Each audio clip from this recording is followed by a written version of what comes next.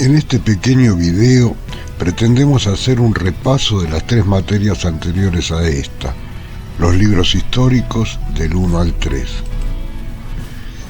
Este periodo de la historia comienza con la conquista de Canaán y el establecimiento de las tribus en ella, cuyo relato encontramos en el libro de Josué. Los israelitas conquistaron Canaán en 3 campañas, las cuales aparecen haber abarcado un periodo de aproximadamente 7 años. A pesar del contundente éxito, los cananeos no fueron totalmente desalojados y la ocupación de Israel no fue completa, sino que el estado de guerra continuó en zonas locales o en ciudades que fueron vueltas a ocupar en el curso del tiempo. Josué expresa que la tierra descansó de la guerra, en el sentido de que no era necesario hacer campañas mayores. Ahora a cada tribu le quedaba la tarea de someter paulatinamente al resto de los cananeos en el territorio que le había correspondido en el reparto. Dios introdujo a Israel de la mano de Josué en la tierra prometida. Pero una vez que murieron él y los de su generación, el pueblo se apartó de Dios, involucrándose con todos los dioses de las demás naciones, y entró en un periodo de anarquía de unos 400 años. Israel no había tomado la tierra por su capacidad bélica ni por diplomacia, sino por la gracia y la presencia de Dios. Los israelitas no eran guerreros, no tenían armas sofisticadas ni ejércitos poderosos. Todo lo que fueron logrando lo alcanzaron por la mano de Dios. Así lo dice Josué 11:15. Por eso, al apartarse de él, la debilidad era tremenda y se transformaban en presa fácil. Los enemigos caían sobre ellos, los oprimían, los sojuzgaban, y el pueblo clamaba arrepentido y le pedía a Dios que interviniera. Entonces el Señor levantaba un juez que los libertaba y que luego se transformaba en gobernante. Entonces el pueblo vivía sin sobresaltos por un tiempo, hasta que volvía a caer y volvían a la misma historia. Israel entró en un ciclo continuo de pecado, opresión, oración y liberación. Esta situación se repitió durante 4 siglos, hasta el ministerio de Samuel. El último versículo del libro de los Jueces resume la condición espiritual de los israelitas de manera categórica. Cada uno hacía lo que bien le parecía. La vida y obra de estos hombres se encuentran descritas en los libros 1 y 2 de Samuel. Estos libros reciben sus nombres del gran juez, profeta y líder de Israel, porque no solo es el personaje principal en la primera parte, sino también porque fue quien inauguró la monarquía, ungiendo a los 2 primeros reyes, Saúl y David. Samuel fue al mismo tiempo juez, profeta, y sirvió de conexión entre el período de los jueces y el de la monarquía. Al comienzo de su reinado, Saúl cumplió muy bien con el propósito divino por el que había sido designado rey.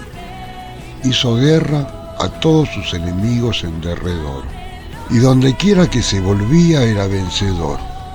Lo vemos en Primera de Samuel 14:47 hasta el 52.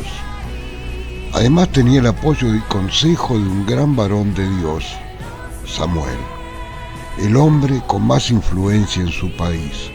Sin embargo, pronto comenzaron a aparecer sus debilidades, su orgullo, su deseo de gobernar sin acatar las palabras del profeta.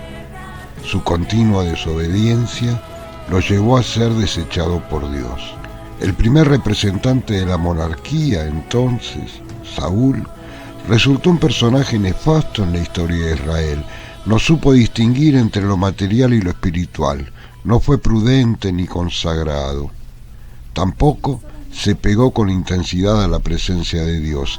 Mantuvo en su vida un constante olvido hacia las cosas del Señor y consideró más importante su persona, su apariencia y el lugar que ocupaba, que el propio Dios que lo había colocado en ese lugar. En este cuadro, una cronología comparada del reinado de Saúl, observamos los profetas con los cuales convivió, los reyes de Asiria, que fueron sus contemporáneos, así como también los reyes de Egipto, que fueron también los que reinaron en el momento que él estaba reinando en Israel. Aunque Saúl fracasó como rey, Dios no dejaría a su pueblo sin dirigente ungido y levantó un nuevo personaje, David, para reemplazar al monarca desobediente. David fue uno de los más grandes hombres de todos los tiempos, si atendemos a su influencia en la historia, tanto nacional como espiritual. Su conquista de Jerusalén marcó un gran hito en la historia de Israel, pues dicha ciudad vino a ser el centro religioso de la nación. Su sentido espiritual se echa de ver en la traída del arca de Jerusalén, según nos cuenta la segunda de Samuel 6, del 1 al 23, y en su deseo de edificar el templo, nos lo dice la segunda de Samuel 7, del 1 al 29. Su temperamento artístico, expresado en la música y en la poesía, es un estímulo para los estetas, y se revela especialmente en sus elegías sobre la muerte de Saúl y Jonatán, y en sus sentimientos a la muerte de su hijo Absalón. Él es el fundador de la dinastía real de la cual surgió el Rey de Reyes. En el relato bíblico lo vemos como pastor, guerrero, capitán, yerno del rey, nombrado rey, salmista y fugitivo. Fue un hombre con debilidades y errores, no siempre obedeció a Dios, sin embargo, siempre buscó bendecir a su pueblo. En este caso, la cronología comparada se trata sobre el reinado de David y mantiene los mismos ítems de los que hablamos cuando desarrollamos el reinado de Saúl. Después de los 40 años de ministerio de David al frente del reino, Salomón cosechó los frutos del trabajo de su padre. David había establecido el reino hebreo sobre fundamentos sólidos. Había vencido a los enemigos de Israel y extendido los límites de la nación al mayor alcance de la historia. Había formado también un fuerte ejército para conservar la paz. Por lo tanto, Salomón recogió los beneficios de la labor de su padre con una brillante posibilidad de éxito. Durante su gobierno, Israel llegó al apogeo de su gloria material en el reinado de Salomón. Su reinado se caracterizó por la justicia, la paz, la prosperidad y el prestigio internacional. El relato de esta era lo encontramos en la Primera de Reyes y en la Segunda de Crónicas. Allí se narra la construcción y dedicación del templo, el desarrollo del comercio y los negocios, el progreso industrial y la sabia administración del reinado.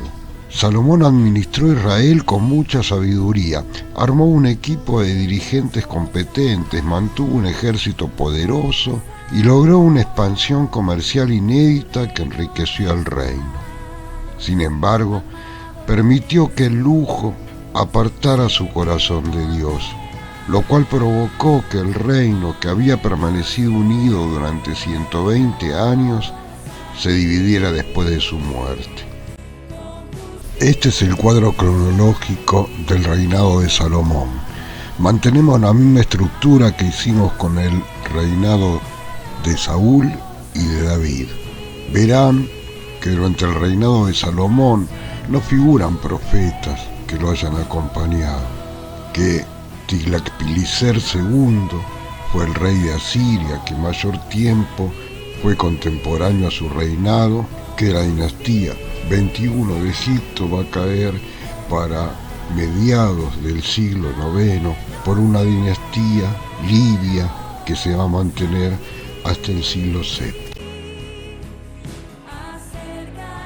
El reinado de Salomón empezó muy arriba, pero al final se llenó de vicios, corrupción y pecados. Encima jodió a la gente con impuestos muy altos. Con todo esto, las tribus del norte se rebelaron contra el sucesor, Roboam, quien aumentó la carga tributaria y comenzó la división de Israel en dos reinos. Al norte continuó el reino de Israel con capital en Siquem y al sur se formó el reino de Judá con capital en Jerusalén.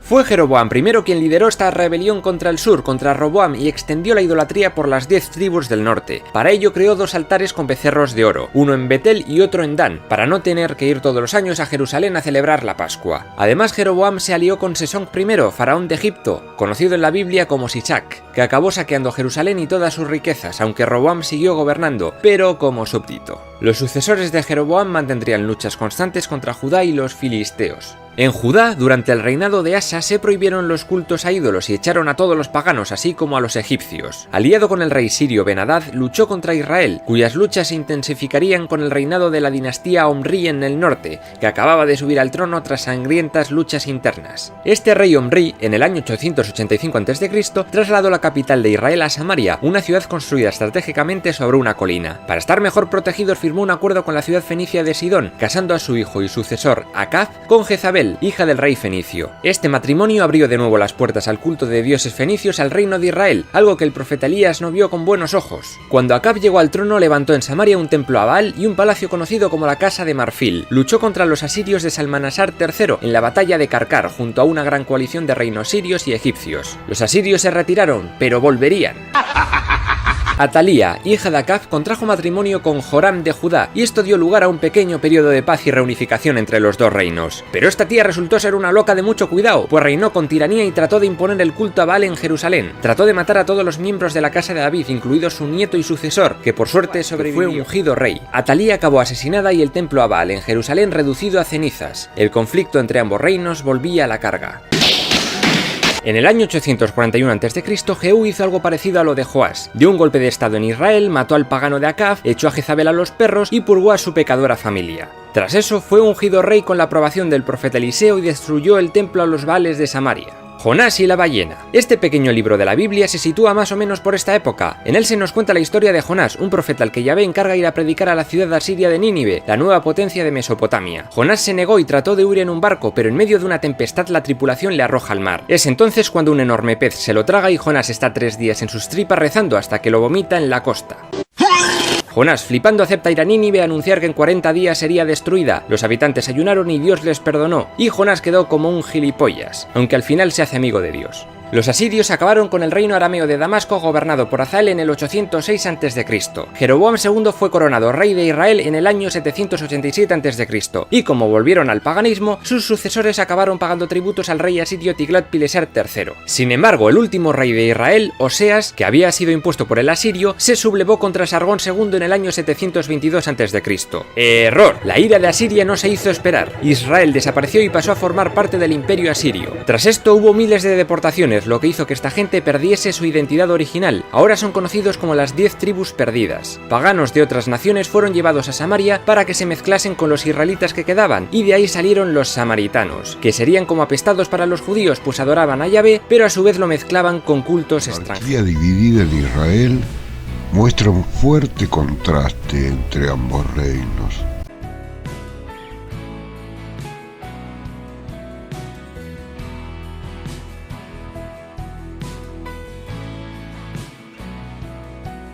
Mientras el reino del sur mantuvo la dinastía de David ocupando el trono, alternando aciertos y errores,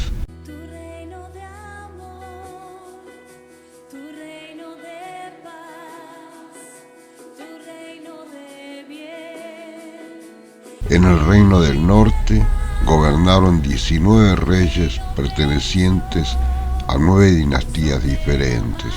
Y todos ellos, sin excepción, fueron hombres impíos. Jeroboam, al dividir el reino, instituyó la idolatría de los becerros en Israel. Y todos los demás reyes hicieron lo mismo. Dios envió profeta tras profeta y juicio tras juicio, pero de nada sirvió. El reino del norte se entregó a sus ídolos y corrompió su vida social y moral. Nada de lo que Jehová hizo pudo cambiar la decisión del pueblo. Entonces sobrevino la ira de Dios que barrió la nación de la faz de la tierra. Aun cuando Dios mismo permitió la destrucción de Samaria, había hecho todo lo posible para salvarla, levantando un profeta tras otro para volver a su pueblo así. Hasta aquí la revisión apretada de los sucesos vividos entre los dos reinos desde la separación de la monarquía con Roboam como rey de Judá en territorio del sur con capital en Jerusalén, que comprendía las tribus de Judá y Benjamín, y Jeroboam como rey de Israel, que comprendían las otras 12 tribus y que tuvo como capitales primero a Siquem y luego a Tirsá y finalmente en Samaria. A partir de aquí, vamos a transitar el desenlace de los hechos vividos por el reino del sur, hasta su conquista por parte de los babilónicos de Nabucodonosor. Les propongo recorrer un camino pleno de enseñanzas espirituales e históricas que nos plantean los libros de Reyes y Crónicas, que serán de mucha bendición tanto para nuestro trabajo ministerial como para nuestras vidas en general.